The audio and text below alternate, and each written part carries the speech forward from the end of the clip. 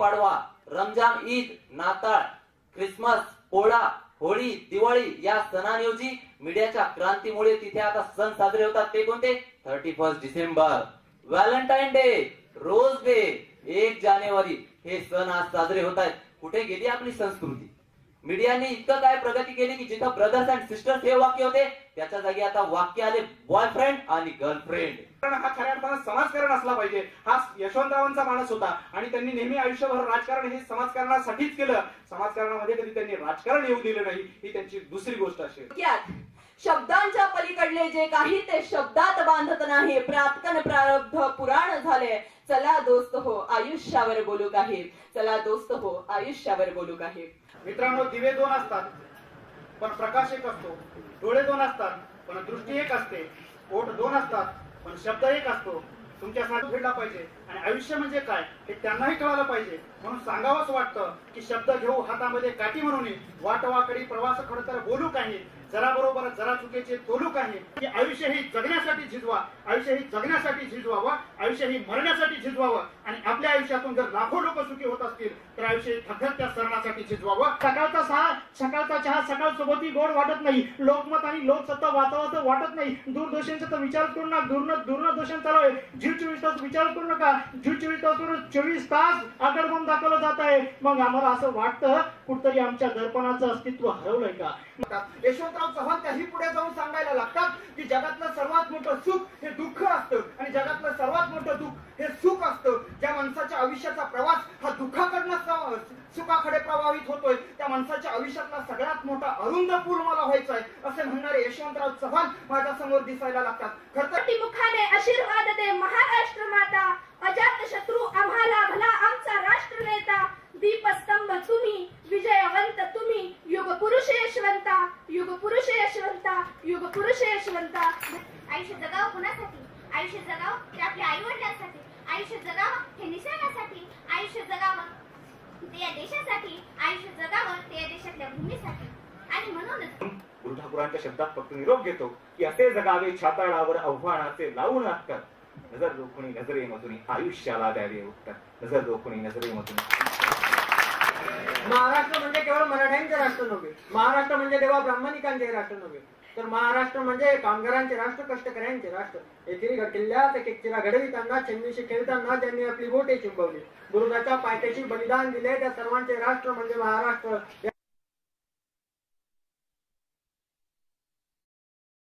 जगण्यामध्ये मौज आहे. मित्रांनो, असं मला वाटतं की मानवतेचे गहन सरोवर त्याच्या कडेला पडले एक फुल सनातन. मानवतेचे गहन सरोवर त्याच्या कडेला पडले एक फुल सनातन आणि त्या फुलालाच आपण म्हणतो मानवी जीवन. त्या फुलालाच आपण म्हणतो मानवी जीवन. खरंच जर भारताचे खरे नागरिक असेल आणि नागरिकत्व जर आपल्याला प्राप्त करायचं असेल तर जे काही या दारामागे घडत आहेत, जे काही या किंकाळ्याला आपण कारणीभूत आहेत तो विषय जर आपण येथेच थांबवला आणि देशसेवेसाठी जर आपण करायचं आपलं जर प्राण आपण जर अर्पण करायचं असेल तर शेवटी आपण एवढंच करायचं की जे काही आपण पाहतोय, जे काही आपण डोळ्याने करतोय ती प्रत्येक गोष्ट मन लावून जर केली तर या महानगरामध्ये दरवाजामागे जे किंकाळ्या ऐकू येत आहेत त्या किंकाळ्या नक्कीच बंद पडतील. आणि देशसेवेसाठी माजी राष्ट्रपती एपीजे अब्दुल कलाम जे स्वप्न पाहिले ते 2020 साली भारत महासत्ता बनेल आणि बनेल. तर आपल्याला भारताला 2020 साली महासत्ता बनवायचं असेल तर मला वाटतं कुठेतरी इन्फॉर्मेशन टेक्नॉलॉजीचा आपण अवलंब करायला पाहिजे. आज तरुणांपुढे वेगवेगळे अपॉर्च्युनिटीज समोर असताना प्रत्येक आव्हानाला असंच सांगितलं कि सूरज चांद सितारे सदा हमारे साथ रहे. बस हाथों में यूं ही तेरा हाथ रहे. जो डाली से टूट जाए वो पत्ते नहीं हम. इसलिए आंधियों से कह दो कि औकात में रहे. असं सांगायला बाळ चिमणीचं पिल्लू 25 दिवसाचं असताना आकाशात उंच भरारी घेतं कारण की त्याची पंख ही आतून फुटलेली असतात. झरा खळखळत वाहतो कारण की तो जमिनीशी घट्ट नातं सांगत असतो. झाडं वर्षानुवर्ष ऊन वारा झेलत पाऊस वाऱ्यात नाहत ताठून उभी असतात कारण की त्यांची मुळं जमिनीशी घट्ट संवाद सांगत असतात. इवलीशी चोच तेच दात तेच ओठ तुला दिलं र देवानं 2 हात 10 बोट. आनंद असं म्हणतात की युवाचा उलट वायूच्या वेगानं परिवर्तन घडवून आणण्याचं सामर्थ्य जर कोणामध्ये असेल तर ते आजच्या युवामध्ये आहे. तिच्या माध्यमातून आमचा उद्याचा भारत घडण्याचं महासत्तेचं जे स्वप्न आहे ते स्वप्न पाहण्याचा त्यांनी महापराक्रम केला. काम करो ऐसा कि पहचान बन जाए. काम करो ऐसा कि पहचान बन जाए. कदम बढ़ाओ ऐसा कि राह बन जाए. कांटे तो बहुत चुभते हैं, कांटे तो बहुत चुभते हैं, लेकिन चलो ऐसा कि कांटे भी फूल बन जाए, कांटे भी फूल बन जाए.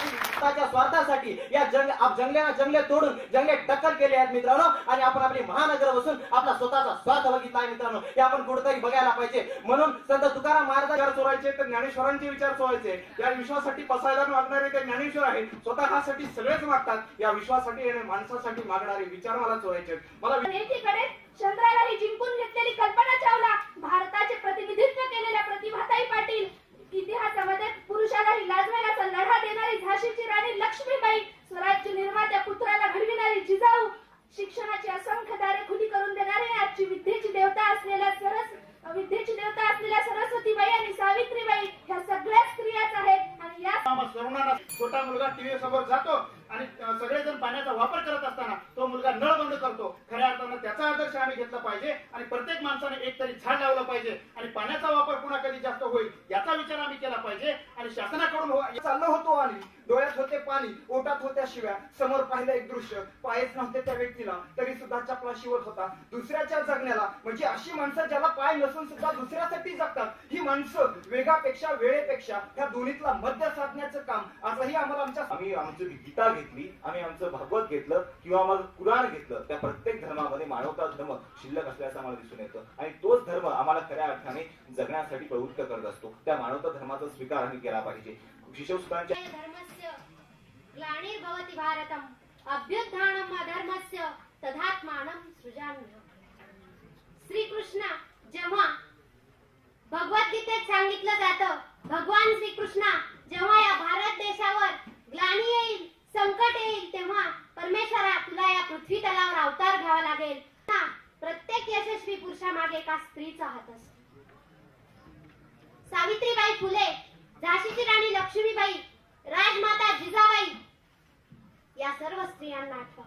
आत्महत्येचं भांडवल केलं जातं. त्यांना प्रश्न विचारले जातात की दारूच्या नशेमध्ये आत्महत्या केली असेल, पण मित्र हो, दारूच्या नशेमध्ये फक्त 3 ते 4 आत्महत्या होऊ शकतात. आज विदर्भामध्ये 3.5 ते 4 वर्षामध्ये 3.5 ते 4,000 आत्महत्या झालेल्या आहेत. आणि जगाचा पोशिंदा जो शेतकरी आहे तो मरतच चाललेला आहे. आणि एकीकडे जेव्हा शेतकऱ्याच्या प्रश्नावर चर्चा सुरू असते तेव्हा म्हटलं जातं, तेव्हा कोणी आळस देतो, कोणी जांभळ्या काढतं, कोणी हसतंय की अशी आज लोभीपणाचे गात आहे, म्हणूनच आज चांगुलपणावर मात आहे. अहो स्वतःचा भाऊच स्वतःच्या भावाला खात आहे. खरं सांगतो मित्रांनो, हा जर भस्मासूर असंच वाढत गेला तर आम्हा सगळ्यांचाच घात आहे.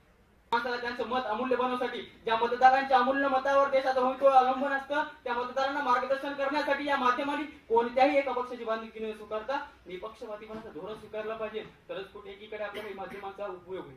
मानवतेचा विनाश झाला माणुसकीच्या बाजारात, मानवतेचा विनाश झाला माणुसकीच्या बाजारात. सरस्वती ही लढती आहे लक्ष्मीच्या दरबारात. बस झाली आता ही धक्काधक्कीची जीवन गाथा, बस झाली आता ही धक्काधक्कीची जीवन गाथा. मन आमचे विटून गेले प्रश्न ऐकता ऐकता, मन आमचे विटून गेले प्रश्न ऐकता ऐकता.